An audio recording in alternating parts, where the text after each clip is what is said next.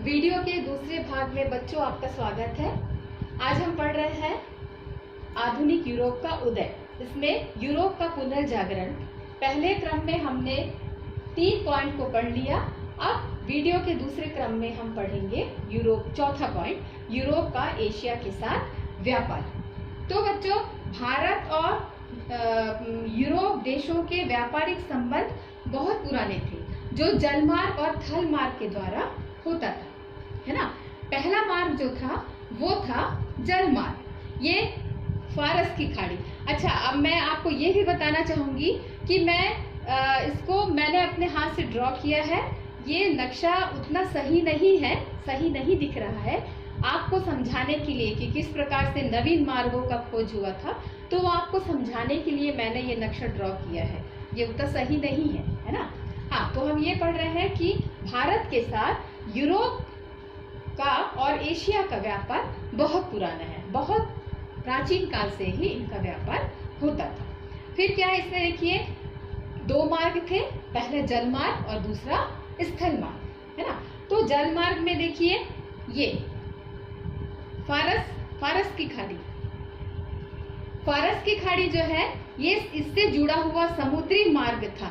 ये लाल सागर दिख रहा है, यहाँ भूमध्य सागर, इससे जुड़ा हुआ समुद्री मार्ग था, जिससे इराक और टर्की, ये इराक और ये टर्की, इनके साथ व्यापार का काम होता था। किसके साथ? भारत के साथ इन लोगों का होता था। ये समुद्री मार्ग था। और दूसरा मार्ग था स्थल मार्ग। स्थल मार्ग जो था वो मध्य एशिया से कुस्तुनतुनिया होता हुआ मिस्र से यूरोप की ओर जाता था। तो ये जो था ये स्थल मार्ग था।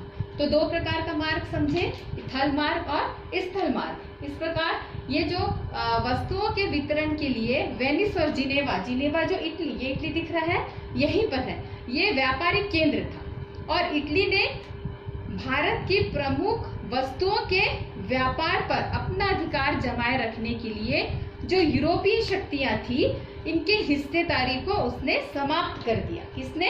इटली ने, है ना। और 1453 में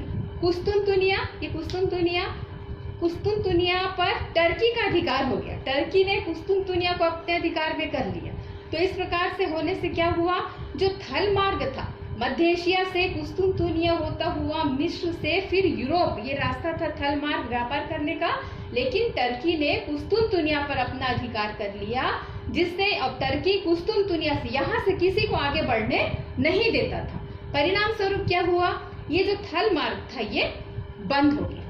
थल मार्ग बंद हो गया क्योंकि कुस्तुनतुनिया पर किसका अधिकार हो गया? टर्की का अधिकार हो गया। तो ये थल मार्ग बंद हो गया। और जब अब टर्की क्या कर रहा था भारत के साथ, ये अरब, ये भारत के साथ बहुत व्यापार कर रहा था और इनको बहुत ज्यादा फायदा हो रहा था और यूरोपीय राष्ट्र को बहुत नुकसान हो रहा था, क्योंकि वो लोग इस मार्ग का उपयोग नहीं कर पा रहे थे। अब क्या हुआ कि इनके सामने एक बहुत बड़ी चुनौती आ गई कि हमको एक रास्ता, एक मार्ग ढूंढना है। कहाँ पहुंचने के लिए? भारत में पहुंचने के लिए एक मार्ग ढूंढना है। तब वो, क्योंकि स्थल मार्ग तो नहीं है, अब उन्होंने क्या किया, जैसे इटली का कोलंबस था, है ना, इसने क्या किया, ये वो मार्ग ढूंढने के लिए निकला और कहाँ पहुंच गया? अमेरिका इस साइड में है, वो अमेरिका पहुंच गया और इस प्रकार उसने अमेरिका का रास्ता ढूंढ लिया। अब देखिए पुर्तगाल नाविक वास्को डी गामा, आप लोगों ने नाम सुना है वास्को डी गामा का।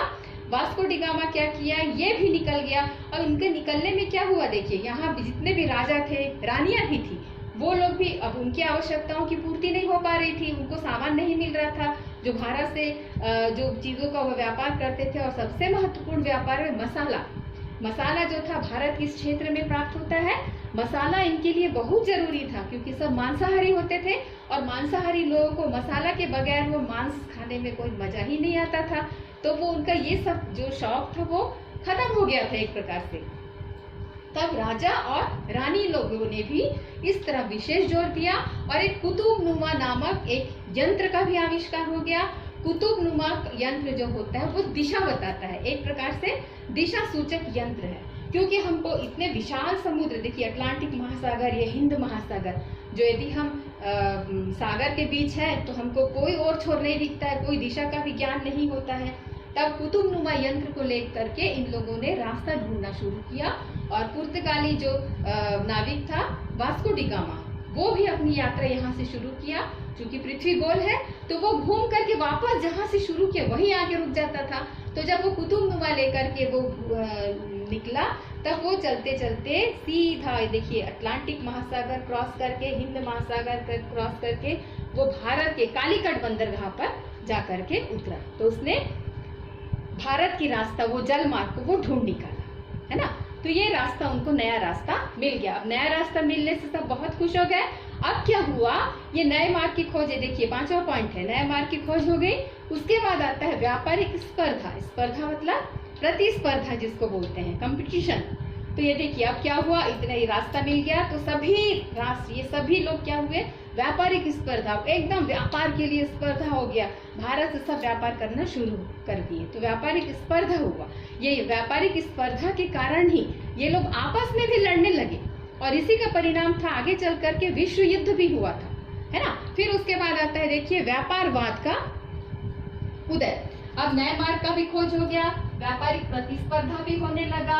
अब क्या हुआ कि व्यापारवाद का उदय हुआ। व्यापारवाद का उदय में क्या हुआ, 17वीं शताब्दी में विदेशी व्यापार यूरोप की अर्थव्यवस्था का प्रमुख घटक बन गया और व्यापार में वृद्धि करना शासकों की प्रमुख नीति बन गई।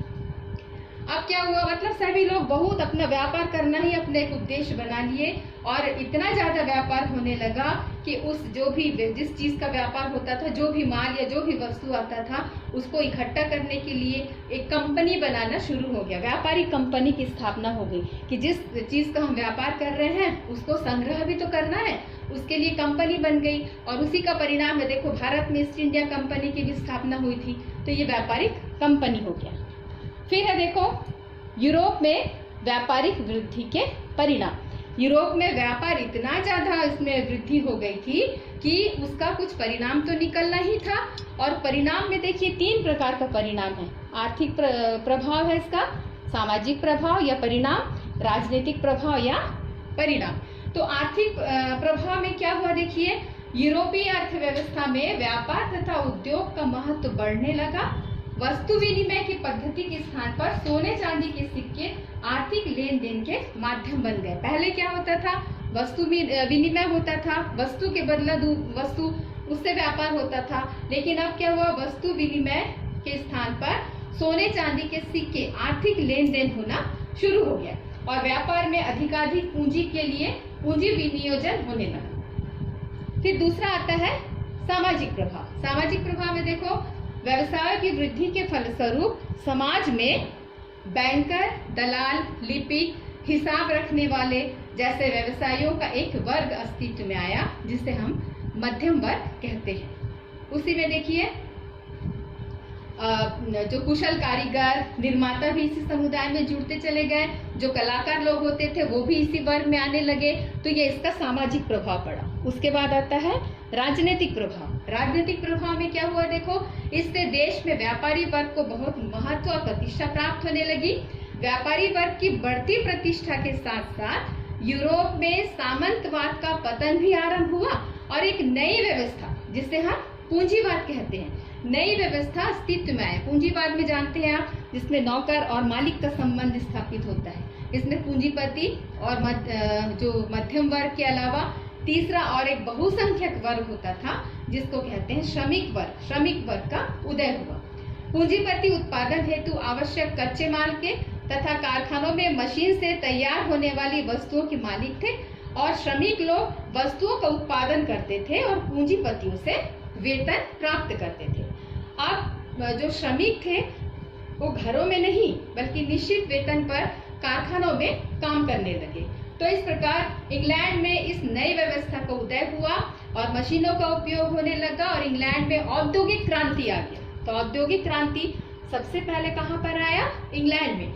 इंग्लैंड में औद्योगिक क्रांति हुआ और औद्योगिक क्रांति के परिणाम स्वरूप यहाँ पर कल कारखाने बने और जिससे इंग्लैंड को बहुत फायदा हुआ और इसके फायदा को देखते हुए दूसरे राष्ट्र भी उसी दौर में चल पड़े और उन्होंने भी अपने यहाँ पर बहुत सारे कल कारखानों का वो निर्माण किए और निर्माण करने से आगे चलकर बिजली तथा धमन भट्टी जैसे आविष्कारों ने लोहे की ढलाई जैसे मुश्किल काम को भी आसान बना दिया।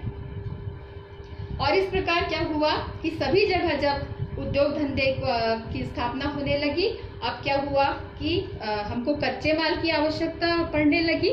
अब इन्होंने क्या किया, कच्चे माल की खोज में वो निकल पड़े और उससे क्या हुआ, जहां जहां पर वो देखते थे कि यहाँ पर कच्चा माल भरपूर है तो वहां से वो कच्चा माल लेना शुरू कर दिए।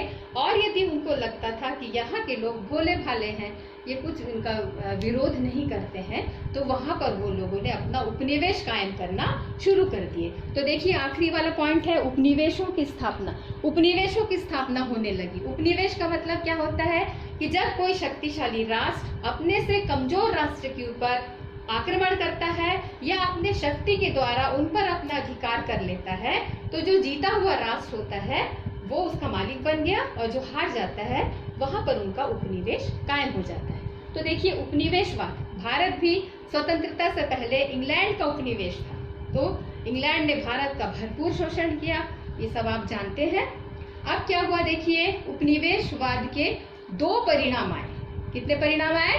दो परिणाम आए। पहला, अधिकाधिक उपनिवेशों को हथियाने के लिए यूरोपीय राष्ट्रों में संघर्ष होने लगा। मतलब सब जितने भी साम्राज्यवादी देश हो गए, सबको लग रहा था कि मैं अपनी शक्ति को बढ़ाऊं, मेरा साम्राज्य का विस्तार अधिक हो।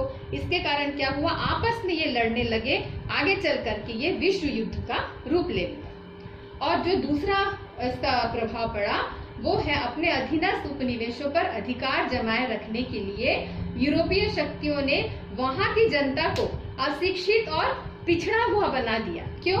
क्योंकि ये लोग यदि शिक्षित होंगे तो उनको अच्छे बुरे का ज्ञान होगा, तो वो क्या किए, उनको अशिक्षित बना दिए और उनको वो इस प्रकार पिछड़ेपन के गहरे गर्त में डूबते चले गए और वो अशिक्षित बने रहे। ठीक है, तो ये था आज का हमारा पाठ, आधुनिक यूरोप का उदय। आशा है बच्चों आपको ये पाठ समझ में आ गया होगा। अब मैं इसमें होमवर्क आपको दूंगी और उसको आप जरूर बनाना। अब अगले मुलाकात में हम दूसरे पाठ को लेकर के उपस्थित होंगे। नमस्कार।